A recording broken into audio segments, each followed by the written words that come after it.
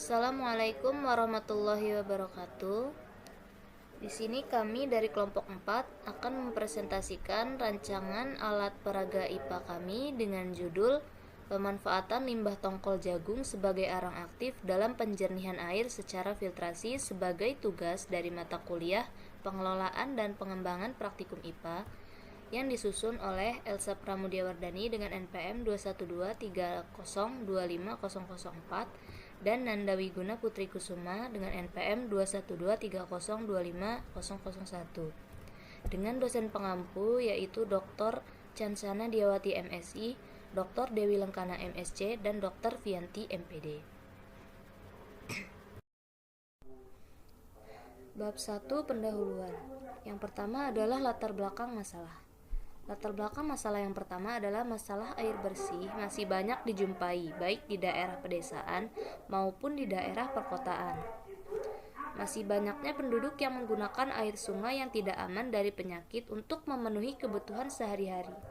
Karenanya, dibutuhkan metode pengolahan air yang tepat yang dapat digunakan untuk mengolah air keruh menjadi air bersih yang layak digunakan.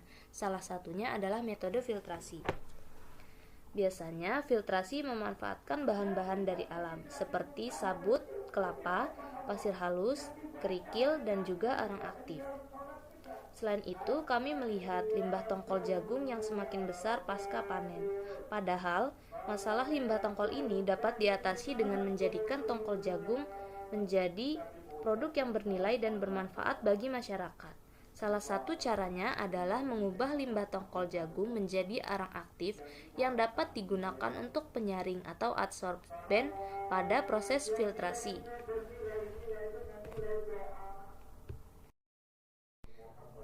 Berdasarkan latar belakang yang telah dijabarkan, maka kami menyusun rumusan masalah, yaitu bagaimanakah efektivitas limbah tongkol jagung sebagai arang aktif dalam penjernihan air secara filtrasi.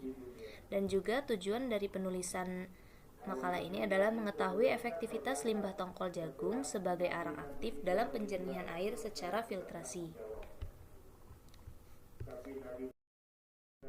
Bab 2 Tinjauan pustaka. Yang pertama adalah penjernihan air.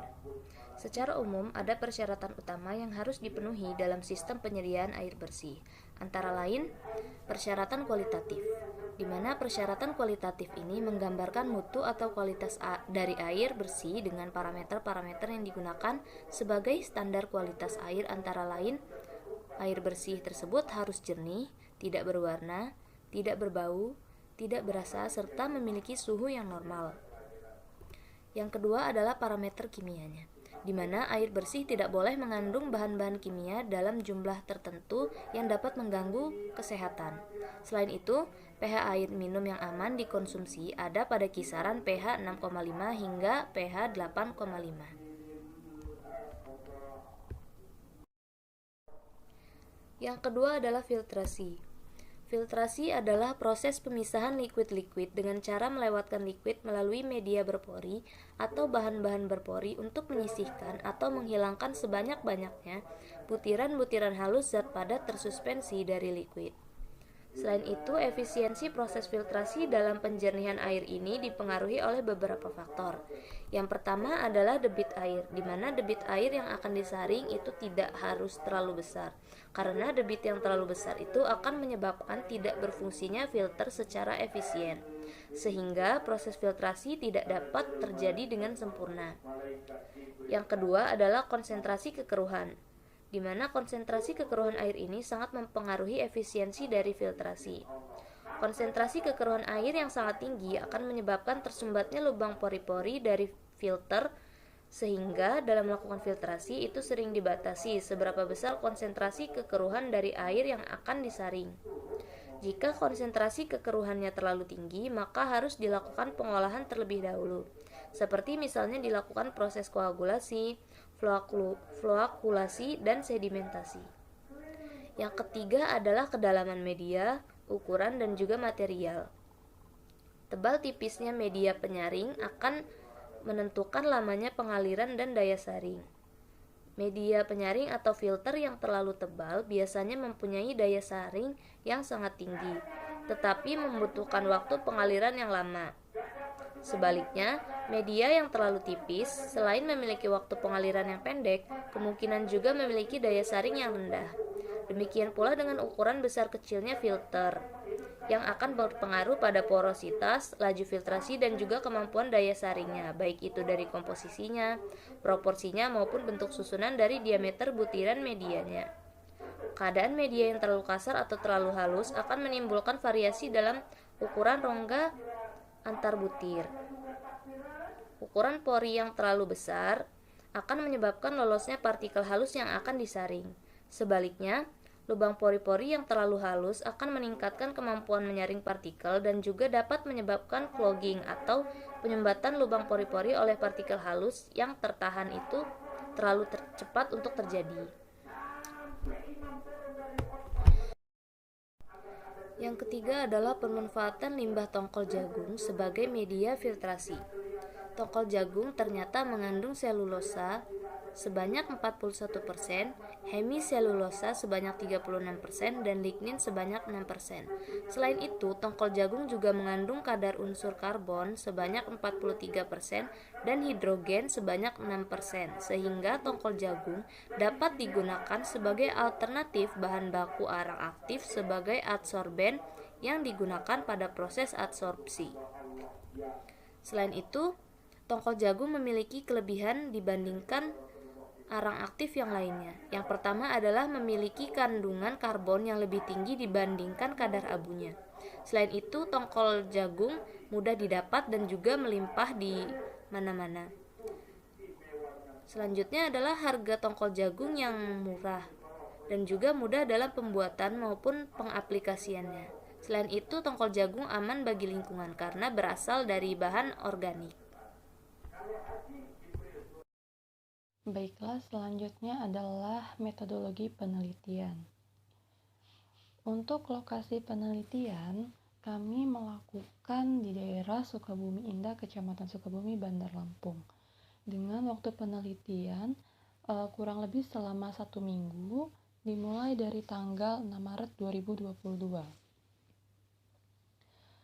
Prosedur pembuatan arang aktif dari tongkol jagung yang pertama adalah proses dehidrasi, di mana tongkol jagung yang telah disiapkan dicuci bersih, setelah itu dijemur di bawah sinar matahari sampai benar-benar kering, kurang lebih selama 3 hari. Setelah proses dehidrasi, dilanjutkan dengan proses karbonisasi tongkol jagung. Untuk bahan yang digunakan yaitu 5 kg limbah tongkol jagung, 5 kg sekam padi, 5 kg pasir, dan 10 buah batu bata. Untuk cara kerjanya, yang pertama, menyusun batu bata secara melingkar sehingga bahan-bahan yang akan kita gunakan dalam proses karbonisasi ini tersusun secara rapi. Selanjutnya, kita menaburkan sekam padi di bagian dasar tungku. Lalu menyusun tongkol jagung di atas sekam padi yang telah kita siapkan. Selanjutnya, kita menaburkan sekam padi kembali di atas tumpukan tongkol jagung yang telah kita susun dengan rapi sampai menutupi semuanya dan membentuk sebuah gundukan. Lalu untuk bagian pinggir gundukan yang mungkin masih terdapat celah, kita tutupi dengan pasir. Tujuannya untuk mempertahankan panas tungku pada saat pembakaran berlangsung. Kemudian kita beri sedikit lubang pada bagian atas gundukan dan kita masukkan daun-daun kering untuk memudahkan proses pembakaran. Setelah semua sekam pada bagian atas gundukan telah terbakar, maka proses pembakaran dianggap selesai dan tongkol jagung yang sudah menjadi arang kita angkat. Setelah diangkat, kemudian dikeringkan dengan cara diangin-anginkan hingga benar-benar kering. Setelah itu, tongkol jagung yang telah menjadi arang kita gerus halus dan diayak. Lalu untuk cara membuat filter airnya, kita siapkan alat dan bahan yang akan digunakan, yaitu ada galon ukuran kecil, karbon aktif dari tongkol jagung, sampel air sumur, spons halus, kapas, pasir silika, dan kain kasa. Untuk cara perakitan filter air yang kita lakukan, yang pertama kita siapkan semua bahannya, lalu kita pastikan bahan-bahan yang akan kita gunakan dalam keadaan bersih, lalu kita gunting spons halus sesuai ukuran galon. Lalu galonnya di bagian bawah kita beri lubang, tujuannya untuk memudahkan air yang telah tersaring itu mengalir secara mudah. Lalu kita susun bahan-bahan yang telah kita siapkan, dimulai dari yang paling bawah. Kita letakkan spons halus, dilanjutkan dengan kain kasa, pasir silika, arang aktif, disusun kembali spons halus, kain kasa, dan yang paling atas adalah kapas. Setelah semua lapisan ini sudah dimasukkan ke dalam galon dan tersusun rapi, langkah selanjutnya kita tuangkan sampel air sumur ke dalam galon. Setelah itu, amati perubahan warna air sumur yang terjadi. Ini adalah kurang lebih bentuk filter air yang akan kami buat.